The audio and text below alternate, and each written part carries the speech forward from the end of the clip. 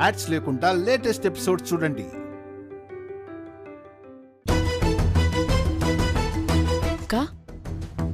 ఈ విభూతితో ఏం చేస్తావక్క? ఆ విభూతిలో వెనిగర్ కలిపాం. ఇది ఒంటికి పోసుకుంటే మంటతో చస్తారు. కావాలంటే నువ్వు కొంచెం పోసుకో.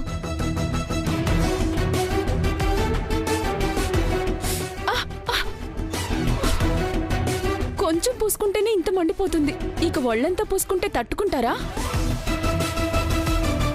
ఇదక్కడ పెట్టేసి వెళ్దాం. వాళ్ళకి స్పృహ వచ్చాక వాళ్లే పూసుకుంటారు. సరే అక్క. త్వరగా రాసుకోరా. రాసుకో రాసుకో. తొందరగా పూసుకోమా, మళ్ళీ పెదనాన్న వచ్చేస్తారు. నీ ఇష్టం. వచ్చేసాను రా, పూసుకోండిరా, బాగా పూసుకోండి. ఈ రోజు నేను మీకు చూపించబోయే నరకానికి ఇదొక ఉపోద్ఘాతం లాంటిది. పూసుకోండి.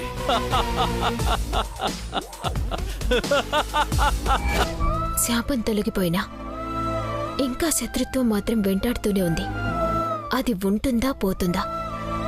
దానికి మావయ్య గారే సమాధానం చెప్పాలి. అదెలా వైదేహి? మావయ్య గారికి ఇష్టమైన నువ్వులుండలు చేసి పెట్టాను.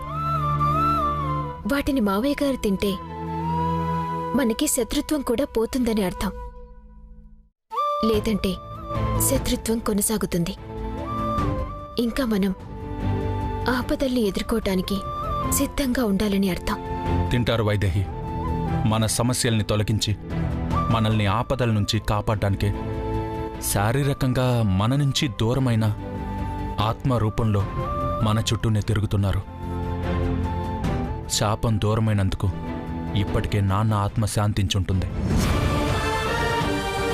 ఇక మిగిలిన శత్రుశేషం అంటావా? అది నాన్నే మనకి దూరం చేస్తారు. ఆత్మ సంతృప్తితో నువ్వు పెట్టిన వాటిని ఆరగిస్తారు. అవును వైదేహి, మావయ్య గారు వాలి స్వాహ తైలని వదిలిపెట్టరు. వాళ్ళని మారుస్తారు, లేదా మనకి దూరంగా ఉండేలా చేస్తారు.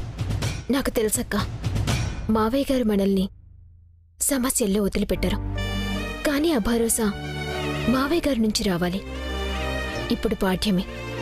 ఈ పాటికి మావయ్య గారు బంధం నుంచి విముక్తి చెందుంటారు. ఇప్పుడు వాటిని తింటే మావయ్య గారి ఆత్మ శాంతించినట్టు, మనకి ఆపదలు దూరమైనట్టు.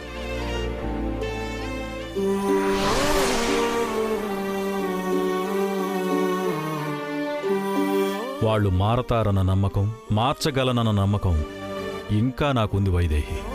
మారుస్తాను. నీకు నమ్మకం కలిగించడం కోసం వీటిని తింటాను.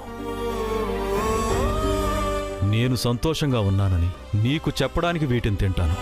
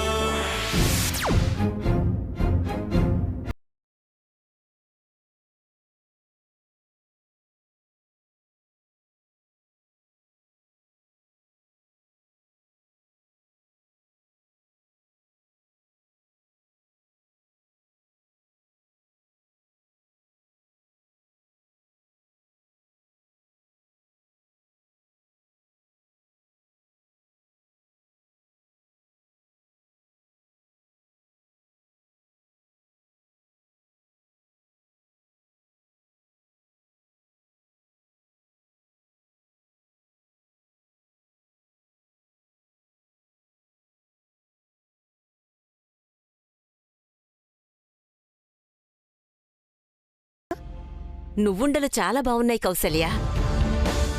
ఏంటత్తయ్య మీరు తింటున్నారు? నువ్వు కూడా తిను కౌసల్య, చాలా బావున్నాయి. అత్తయ్య, ఇవి ఆయన కోసం రెడీ చేసినవి. పర్వాలేదు కౌసల్య, మీ ఆయనలో సగం నువ్వు తింటే మీ ఆయన తిన్నట్టే కదా. తిను. కౌసల్య, నీకు నా చేతులతో తినిపించి ఎన్ని రోజులైందో కదా. తిను.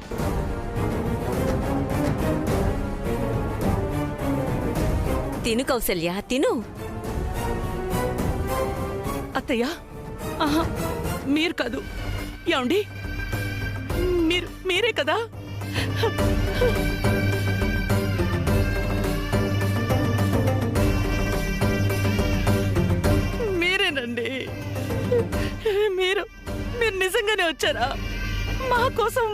వచ్చారా?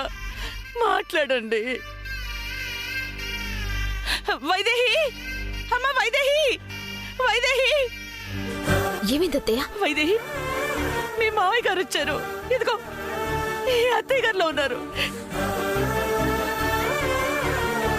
ఏమండి, మాట్లాడండి, ఏదైనా మాట్లాడండి. పిల్లలందరూ వచ్చారు, మాట్లాడండి.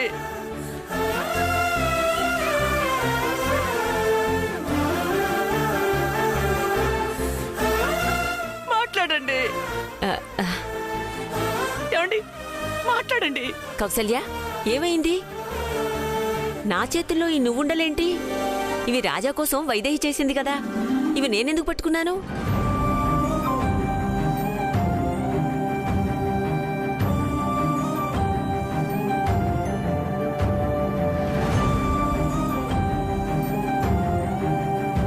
అంతేలేండి, మీకేమీ తెలీదు. ఎందుకు తెలీదంటే ఇంతసేపు మీలో ఉన్నది మీ అబ్బాయి గారే. ఆయనకి ఇష్టమైనవన్నీ తిన్నారు, నన్ను తినమని చెప్పారు.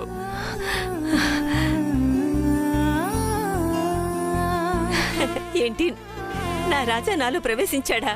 అవునత్తయ్య, నాతో మాట్లాడారు, కానీ అందరినీ పిలిచేసరికి వెళ్ళిపోయారు.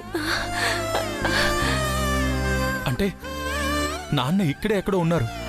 ఎక్కడున్నారు నాన్న? నాన్నా, రాజా. నాన్న, ఎక్కడున్నారు నాన్న? మీతో మాట్లాడాలని ఉంది. ఒక్కసారి మాతో మాట్లాడండి నాన్న. నాన్న వెళ్ళిపోయారా? ఎందుకు మాతో మాట్లాడలేదు? మాట్లాడడం ఇష్టం లేదా నాన్న? ఏమండి, పిల్లలు ఇంతలా ఆరాట పడుతున్నారు. ఒక్కసారి రండి, ఒక్కసారి మాట్లాడండి. అత్తయ్య, మావయ్య గారు మాట్లాడలేరు. మాట్లాడే అవకాశమే ఉంటే అందరితో మాట్లాడే వెళ్ళేవారు కదా. మన బాధల్ని తొలగించడానికి ఇక్కడున్నవారు మన సంతోషం కోసం మనతో మాట్లాడకుండా ఉంటారా? ఎందుకు మాట్లాడలేరు? నిండు నూరేళ్ళు మనతో కలిసి సంతోషంగా ఉండాల్సిన వారు అర్ధాంతరంగా దూరమై ఆత్మరూపంలో దగ్గరగా ఉన్నారని సంతోషించే లోపే మనతో మాట్లాడే అవకాశం కూడా లేకుండా ఈ పరిధిలేంటి? నా వారసత్వాన్ని కాపాడుకోవడం కోసం మాత్రమే నేను ఇక్కడున్నాను కౌసల్య. నేను మాట్లాడకూడదు, నాకు సంబంధించిన ఏ నిజాన్ని బయట పెట్టకూడదు. ఇది ఆ మహాదేవుడి ఆజ్ఞ. పరమశివుని ఆజ్ఞని శిరస వహించాల్సిందే కదత్తయ్య. మావయ్య గారి కర్తవ్యం ఈ కుటుంబాన్ని, నా కడుపులో పెరుగుతున్న ఈ కుటుంబ వారసత్వాన్ని కాపాడుకోవడం. అంతకు మించి ఆయనే మాట్లాడకూడదు. ఆయనకున్న శక్తిని మరే ఇతర పనికి ఉపయోగించకూడదు. ఇది శివుని ఆజ్ఞ. శివసాధవు, నా చెట్టి తల్లి ఇద్దరూ ఇదే మాట చెప్పారు. అవునత్తయ్య, అప్పుడు మేము తప్పులు చేసినప్పుడు మాలో ప్రవేశించి మమ్మల్ని శిక్షించారే తప్ప ఎవరితోనూ మాట్లాడలేదు. మన పక్కనే ఉంటూ మనల్ని కనిపెట్టుకునే ఉంటారు. అదే మనం అదృష్టంగా భావించాలి, సంతోషించాలత్తయ్య.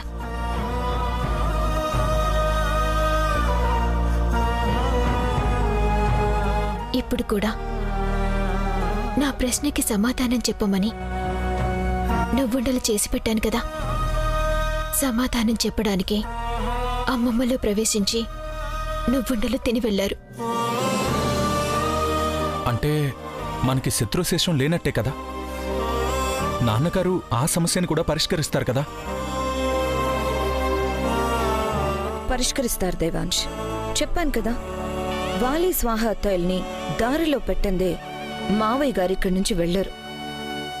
వాళ్లతో ఆడుకునే అసలాట ఇప్పుడు మొదలవుతుంది.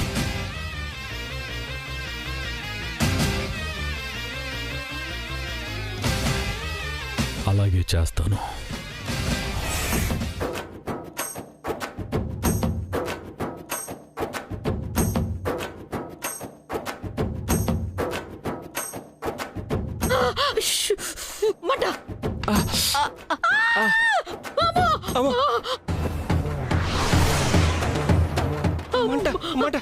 అమ్మా, మంట.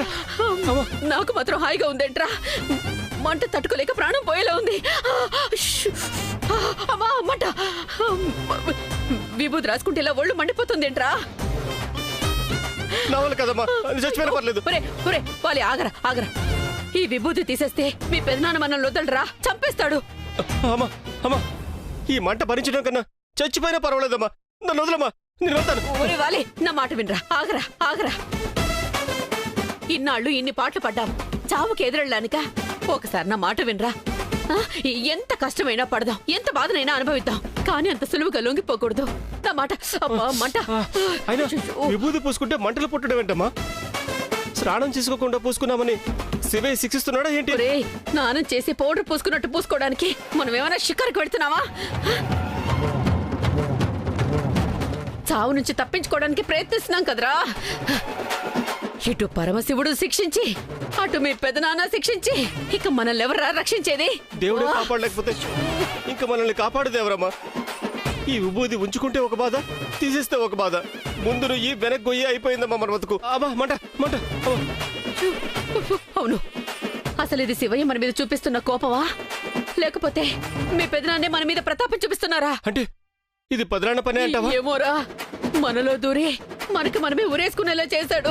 మనల్ని పిచ్చోళ్ళని చేసి మనలో మనమే కొట్టుకునేలా చేశాడు. ఇప్పుడు ఈ విభూతి కూడా మీ పెదనాన్న పెట్టాడేమోరా. లేకపోతే మనం తలుచుకోగానే గదిలోకి విభూది ఎలా వస్తుంది? ఇదంతా మీ పెదనాన్న మాయే. అమ్మా, మనకి వేరే దిక్కు లేదమ్మా. ఇలా మంట భరించలేక చచ్చిపోవడం కంటే పెదనాన్న కాళ్ళ మీద పడ్డమే మంచిది. ఎక్కడున్నాడని మీ పెదనాన్న కాళ్ళ మీద పడతావురా? ఇక్కడ ఎక్కడ ఉంటారులేమ్మా, మనం పడే నరకం చూసి ఎంజాయ్ చేస్తూ ఉంటారు కదా. పెదనాన్న ఎక్కడున్నారు పెదనాన్న? మీరేమో మాకు కనిపించరు, కానీ మాకు చుక్కలు చూపిస్తున్నారు. కాళ్ళు పట్టుకుంటాం పెదనాన్న, మమ్మల్ని క్షమించేయండి. అమ్మా, కాళ్ళ మీద పడకూడదు. బావగారు ఎక్కడున్నారు? మమ్మల్ని వదిలేయండి బావగారు, మీకు దండం పెడతాను బావగారు. అమ్మో, నా వాళ్ళు కాదు, ఇంకా నేను కడిగేసుకుంటా. వద్దురా వద్దురా వద్దు, తీసేస్తే మీ పెదనాన్న మనల్ని బతకనివ్వడు. అమ్మా, కాలు పట్టుకుంటా అన్నా కదమ్మా, ఏమీ అనట్లే అమ్మా. ఏమన్నా అన్నా సరే ఈ మంట భరించడం మాత్రం నా వల్ల కాదమ్మా. అయ్యో, బావగారు ఇక్కడ ఉన్నారో లేదో, వీడి మాటలైనా విన్నారో లేదో, తొందరపడి వీడి కడిగేసుకుంటున్నాడు. ఏదైతే అదవని, వాడు కడిగేసుకుంటున్నప్పుడు నేనెందుకు ఆగడం? ఏం జరిగినా తల్లి బిడ్డలిద్దరికి జరుగుతుంది. నేను వస్తున్నాను, ఆగరా. నీళ్ళని వాడేస్తావేమో మొన్నట్లాగా. నేను ఆత్మని, ఉత్త గాలినే కదా అని చెప్పి మారిపోయామని గాలి కబుర్లు చెప్తే నమ్మేస్తా అనుకున్నారా? అప్పుడే ఏమైంది? అసలు ఆట ఇప్పుడు మొదలవుతుంది. రండి, ఎక్కడికి తీసుకెళ్ళి ఏం చేయాలో అదే చేస్తాను.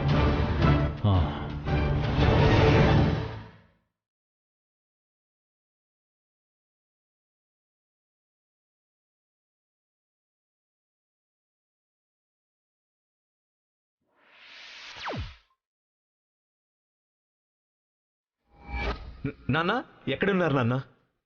ఎలా ఉన్నారు? నాకేం నాన్న, బాగానే ఉన్నాం.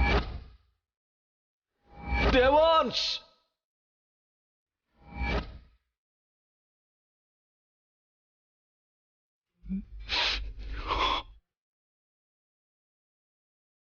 బావా,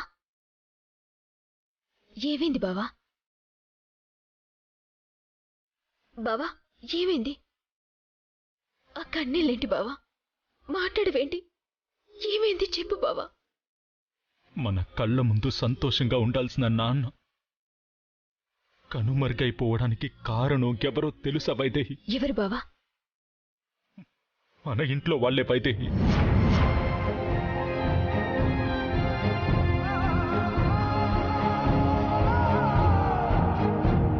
మన ఇంట్లో వాళ్ళ?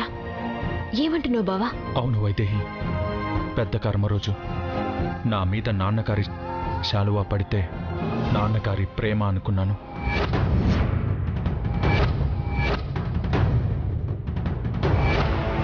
కానీ ఆ శాలువా అక్కడికి రావడానికి కారణం వేరు వైదేహి. ఏంటి బావా? అంతకుముందు దేవుడు ఆభరణాల్ని నాన్నే భద్రంగా బావిలో దాచి ఉంచారు వైదేహి. నీకు గుర్తుందా ఆ రోజు నాన్నని అత్తయ్యని వెతుక్కుంటూ ఆ గుడి దగ్గరకు వెళ్ళాం.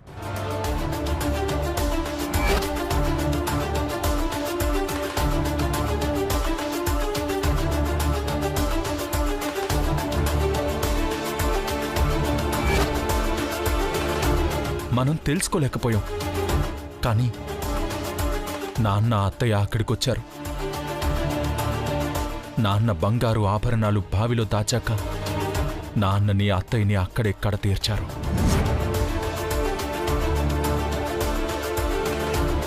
అమ్మా మావయ్య ప్రమాదంలో చనిపోయారు కదా బావా? లేదు వైదేహి, ప్రమాదం కాదు, చంపేశారు. ప్రమాదమని అందరినీ నమ్మించారు. ఎవరు బావా? వాలి స్వాహాలే చేశారు.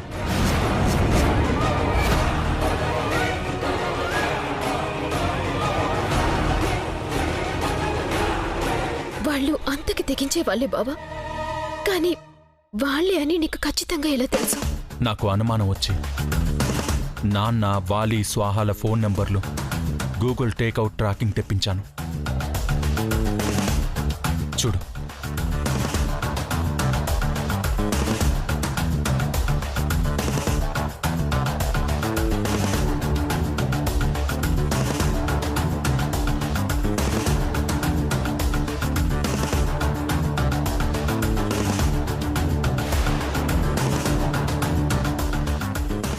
బావా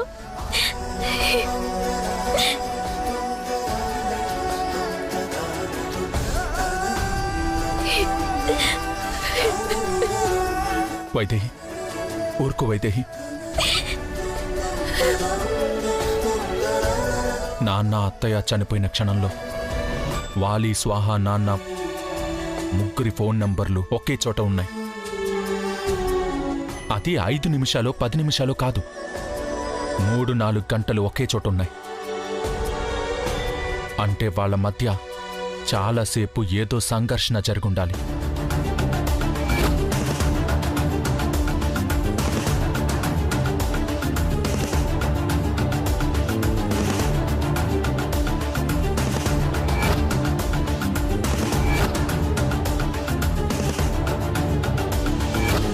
నాన్న వాళ్ళకి తెలియకుండా నగల్ని బావిలో దాచి ఉండాలి. తర్వాత వాళ్ళు నాన్నని చంపేసి ఉండాలి. అయితే ఆ నీచుడి అమ్మ మావయ్యల ప్రాణాలు తీశాడన్నమాట. వాళ్ళని ఏం చేసినా పాపం లేదు. ఇప్పుడే వెళ్ళి వాళ్ళ ప్రాణాలు తీయాలన్నంత కోపంగా ఉంది. ఆగు బావా. ఇంకా ఎందుకోసం ఆపుతున్నావు వైదేహి? అత్తయ్య నాన్నల ప్రాణాలు తీశారు వాళ్ళు. నిజమే బావా, నీకన్నా ఎక్కువ కోపం ఉంది నాకు. కానీ మావయ్య గారి ద్వారా ఈరోజు వాళ్ళు మారుతారన్న నమ్మకం కలిగింది. మారితే ఏంటి, మారకపోతే ఏంటి? నాన్న అత్తయ్య ప్రాణాలు తీసినవాడు ప్రాణాలతో ఉండకూడదు. మరి రాజ్యలక్ష్మి ఏమైపోతుంది బావా? రాజ్యలక్ష్మికి మాటిచ్చి తీసుకొచ్చాం బావా. తన జీవితం బావుంటుందని వాళ్ళు చేసిన పాపాలకి ఇప్పుడు మనమే రాజ్యలక్ష్మికి శిక్ష విధిస్తామా? మరి వాళ్ళని వదిలేయాలా వైదేహి? వదలం బావా. మనం వదిలినా మావయ్య గారు వదలరు. అసలు ఇంత చేసినా మావయ్య గారు తలుచుకొనుంటే వాలి స్వాహాలే ఆయన్ని చంపారన్న సంగతి ఎప్పుడు చెప్పుండేవారు కదా బావా. కానీ ఇంతవరకు ఎందుకు చెప్పలేదు? అంటే మావయ్య గారు కూడా వాళ్లలో మార్పే కోరుకుంటున్నారు తప్ప వాళ్ళ చావని కాదు కదా. అందుకే వాళ్ళని ఏం చేయాలన్నది మావయ్య గారికి వదిలేద్దాం. మారి ప్రాణాలతో ఉంటారో లేదా ప్రాణాలు వదిలేస్తారో వాళ్ళిష్టం బావా. మనం మాత్రం రాజ్యలక్ష్మి కోసం వాళ్ళు మారాలనే కోరుకుందాం.